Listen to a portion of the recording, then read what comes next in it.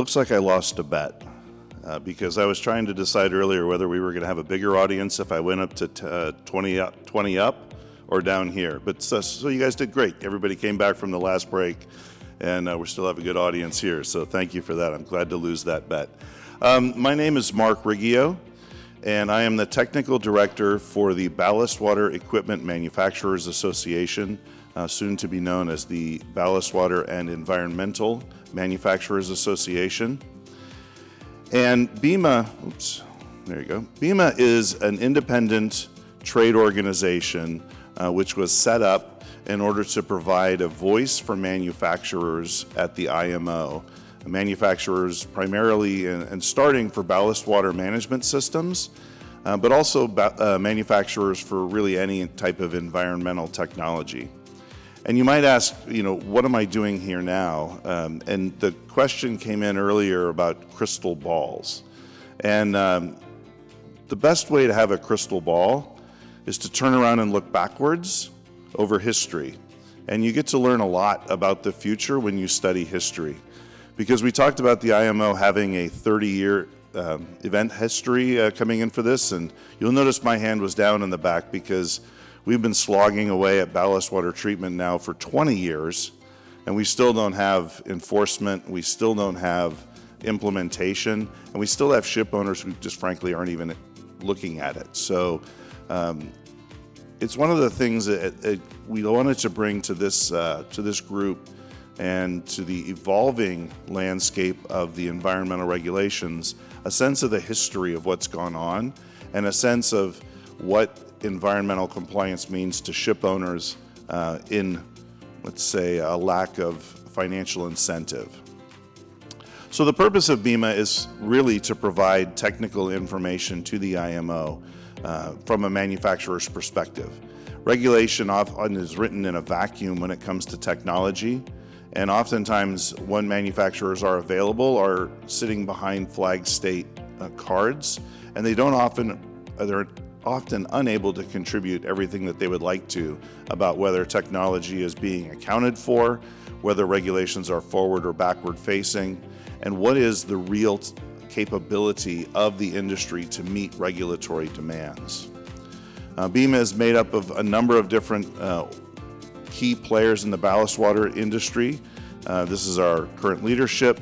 Very impressive back there with the Wind Association, a couple hundred members. We're sitting at 45, representing all of the different types of aspects of the industry, both UV electrochlorination, chemical injection, and here are a couple of slides showing some of our members.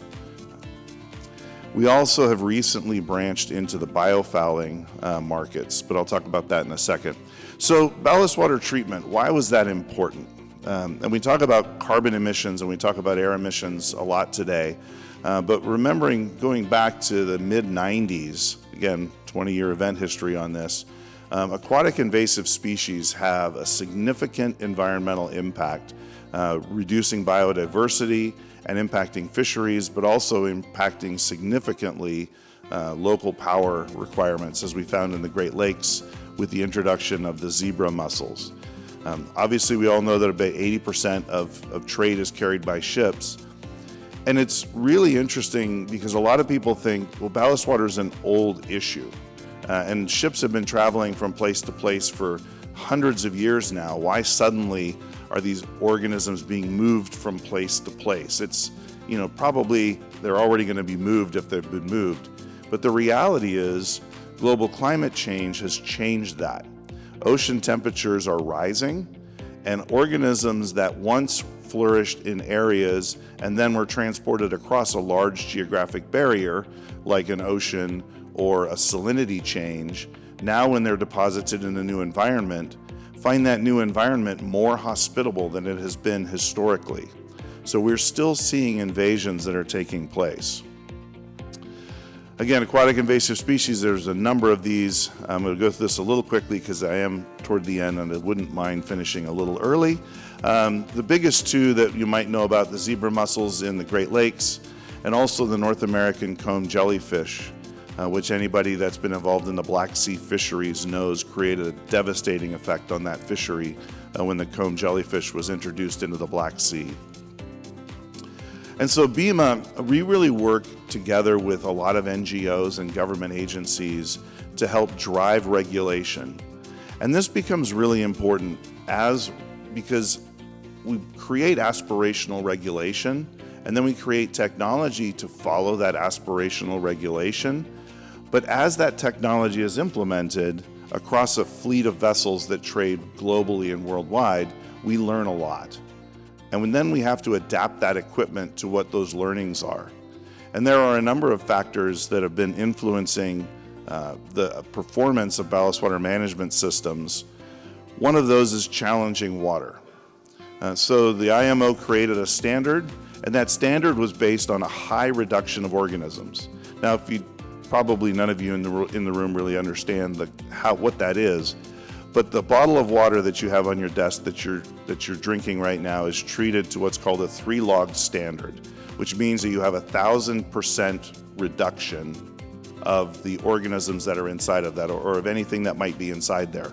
Ballast water is actually a 6-log reduction.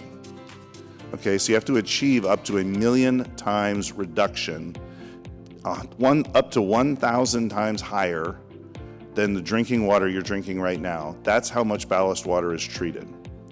So they created this wonderful standard based on organic removal rates. And they realized pretty quickly there's a discrepancy between, if there's a lot of organisms like to live in clean water. Organisms don't like to live in dirty water. If there's dirty water, there's no organisms. If there's clean water, there's lots of organisms. So they created a standard because we wanted to kill organisms, not treat dirty water with no organisms in it.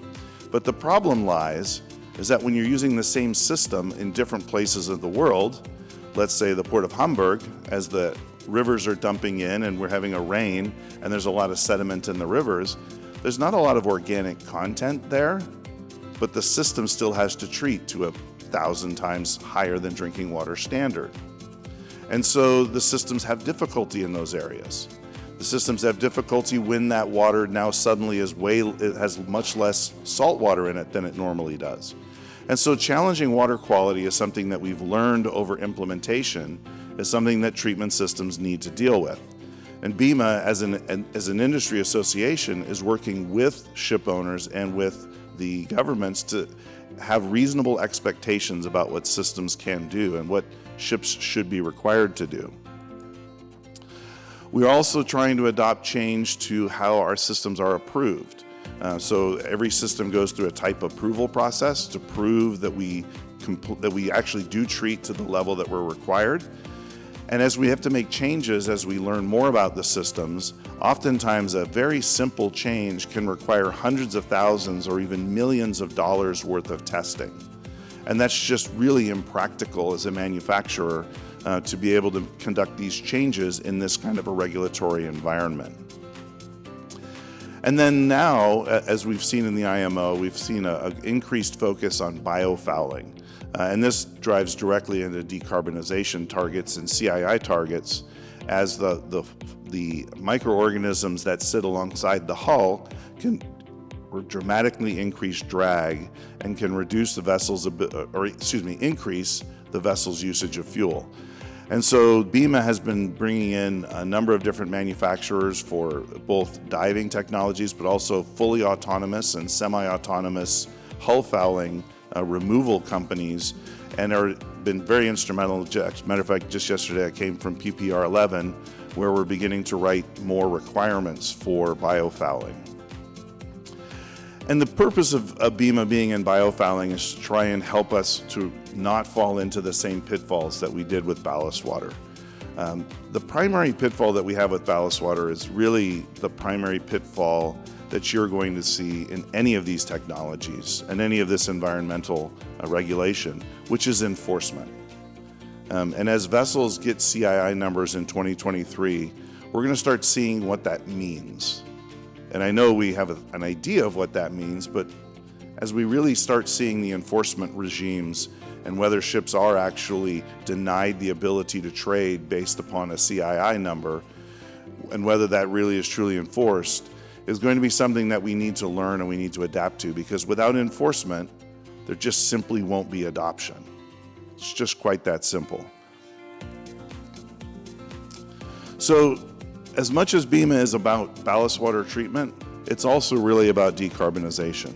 And BEMA really wants to be involved in as many areas of the decarbonization and as many areas of the environmental protection, or really rather reducing the environmental impact of shipping as much as possible. It's really a passion for us, is to be able to make shipping more sustainable, be able to retain biodiversity, and really present the manufacturer's viewpoint at the IMO, because unfortunately, that's something that's usually missing. So if there's any way you can, BEMA can help or reach out, please reach out to us, let us know. We're always happy, always here to help. And some information, I'm sure you'll give the slides out. There's the rest. And if you ever see us at a trade show, stop on by. We usually are having a drink and having a pretty good time. So thank you. Thank you very much.